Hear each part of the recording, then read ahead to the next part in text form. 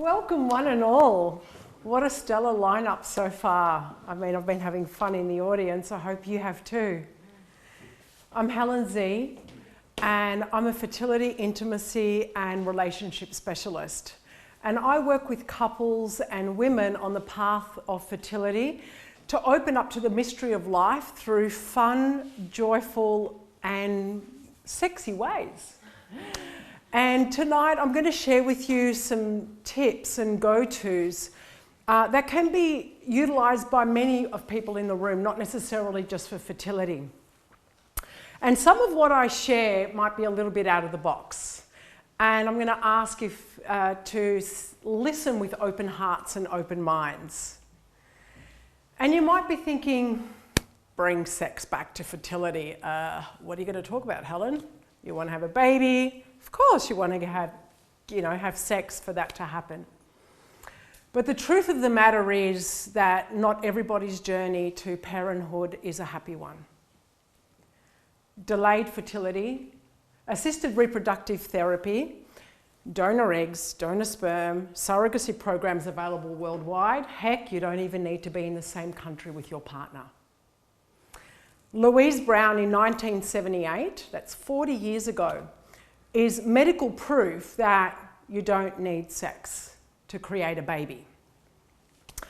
And what I've experienced working in IVF, at an IVF hospital for a while as a lifestyle trainer, is the hidden cost that fertility has on relationships and the effect that that has to happy families. And in my private practice now, where I work as a relationship and intimacy coach, I also see people come to me well after their children have grown up and say, having children has ruined our intimacy. And I don't want that to happen. And so I'm here on stage wanting to create a ripple effect and would love for you to tell your friends as well and take something home so we can be more sexy in our life. Yeah? So we can have more sexiness in our relationships. Yeah? And if you are on the path of fertility, know how to use sacred sexuality and relationships as a rite of passage for sexy time for fertility. Okay, maybe one or two of you. Okay. Here we go. So, working in my clinic practice and in IVF, and I've seen too many people go from this to this. And that hidden cost that I spoke about is one of connection and one of losing trust in your body. And I'll go through that in a little bit more detail. But over the course of the night, I'm going to introduce to you, and they're not here tonight, but I'll introduce you to Diane and Lockie. And when they came to see me, Diane said, Helen, we had an amazing love story. We met in our 20s at uni and wanted to have a family and happy families. And they'd already had Xavier, a 1-year-old. But he came at a cost. And that's her words, not mine. 5 years of being together, 4 years of IVF after that. Hospitalisation in the 3rd trimester due to complications, a caesarean section, and little to no intimacy left in their relationship. And they wanted a second child. And that's why they came to see me. And I could see the twinkle in her eye. I still recall it to this day, wanting to reclaim that honeymoon glow that she had and wanting to change that experience for herself. And that deep down they knew that there was another way. They just got lost along the way. So is it okay if we get up close and personal and I share with you the 3 main things that I shared with Diane and Lockie? Yeah. Yeah, great. And remember that what I share is about intimacy and relationships. So make it relative to yourself, not just for the fertility journey. Okay. Do you want to be tuned in and turned on in life? Yes. Who'd like to make a date with pleasure? Now this is my favourite segment, and Lockie's too. And sacred sex for fertility. There are ways that you can build on your intimacy during the ovulation time to actually call in your soul baby and get more magnetism in your body. So I'll run through that as well. Okay, on, off, on, off. Want to have a baby, don't want to have a baby. Fertile, not fertile. Want a relationship, don't want to have a relationship. You can click that off so you don't go all crazy. Who in the room remembers a time where you felt disconnected, low to the ground and a bit meh? Feels pretty shit and crummy, right? Yeah, you're trying to get through things and it's like you're walking through mud. What about a time in your life where you feel like you've got it going on and it's like, oh man, I am just a magnetic machine. What I'm saying, what I want to do, I'm experiencing it. We want a bit more of that.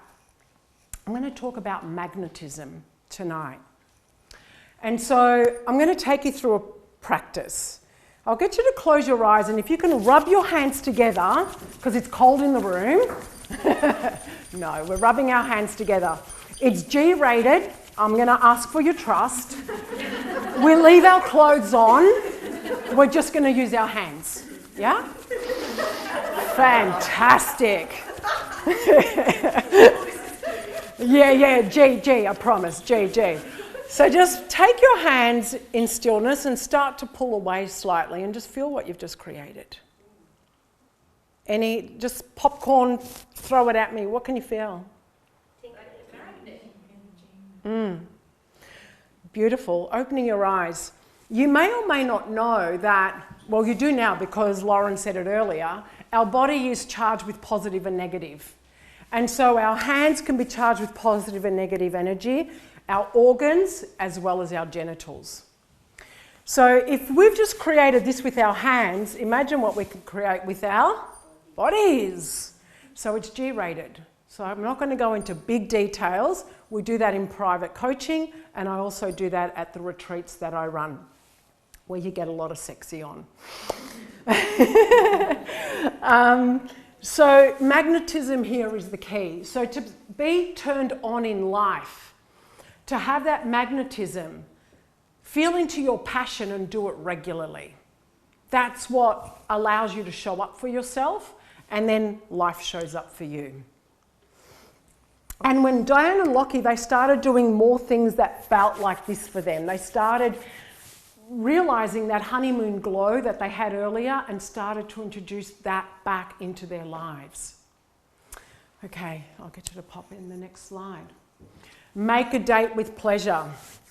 Can I ask you to close your eyes for a moment and just feel into what is pleasurable for you? Recall something that you love doing that brings you pleasure. You don't have to call it out. You can just keep it to yourself. Think of something else. And now something else. So that's 3 things. If I open your eyes. So that is 3 things. And you've got a calendar here in front of you. How many of you fit in time for any of those 3 things, weekly or fortnightly or monthly? Yeah, great. Good. For a lot of people that I work with, they don't. And it's their pleasure. And they just don't connect with it. They just don't give it to themselves. So with Diane and Lockie, we had to pull out all stops. No excuses. Don't use Xavier as an excuse because you're not intimate with yourself, and use this 1-year-old child as a means for pleasure sensations. Oh, well, you know, oh, baby. And they started to make dates with themselves. Whether it was cups of teas and their favourite chair and watching a movie together, whatever it is, they started doing that. For those in the room tonight that didn't put their hands up, would you be prepared to start creating more pleasure in your life? Yeah? Do you feel the importance of it? Sexy. Magnetism. Great.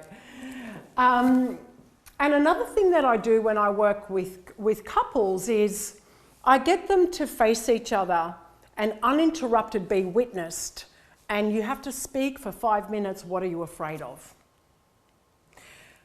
And the reason for that is, especially on a tough journey like a fertility journey when it's not happening, there could be a big elephant in the bedroom that doesn't get talked about. And sex can become sporadic, and it can become a weapon.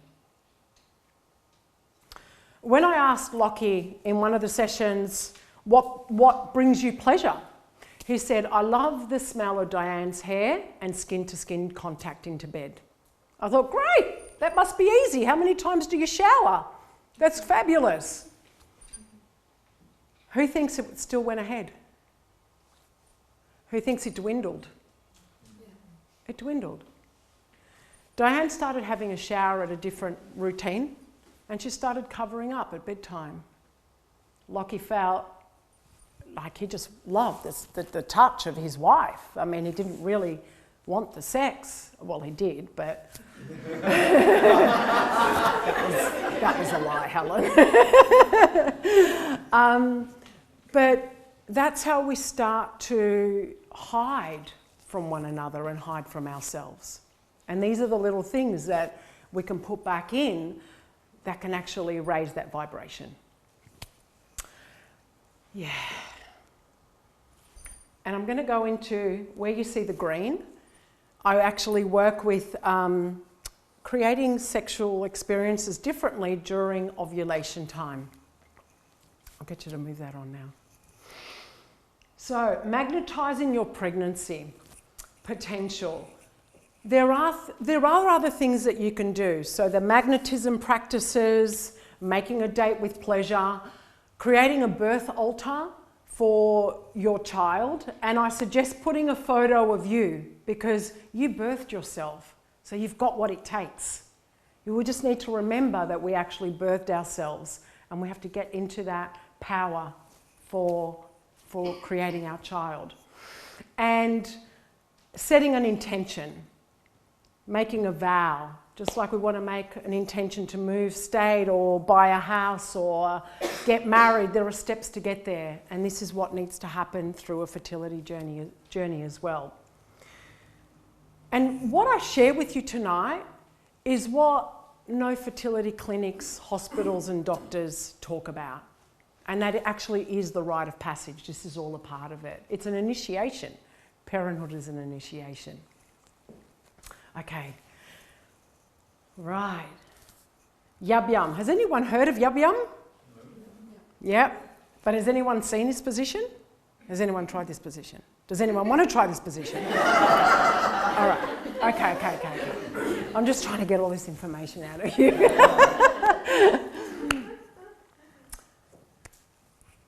I'm going to go right into it. There's a soul cradle up there. It's in the heavens. There's spirit babies up there. I was born from there, you were born from there. And like I talked about the magnetism in the hands and the magnetism in the bodies, we can actually do practices to get into the magnetism with the spirit cradle. And you can actually feel into your baby and call your child in. But this is the cauldron of creation for both men and women. And this is a beautiful position, like it's a funnel. And together, creating certain breath practices and also rocking your bodies, especially around the ovulation time and doing an intention, you've got a very, very strong intention for those days.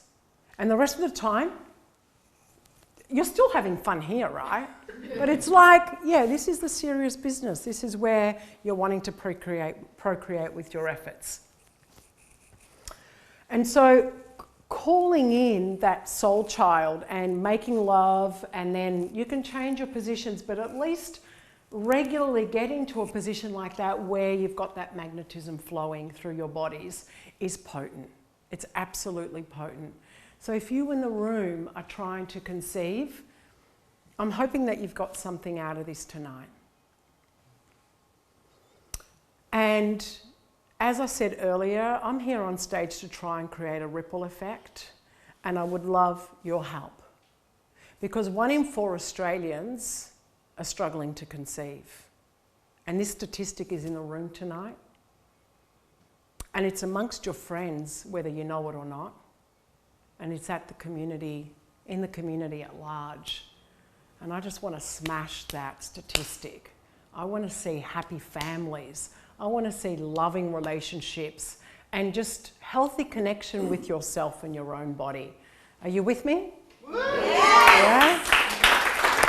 So, on your seats I've got a card and I've also got a postcard. And at the back of that postcard there is a little sticky note and it's blank.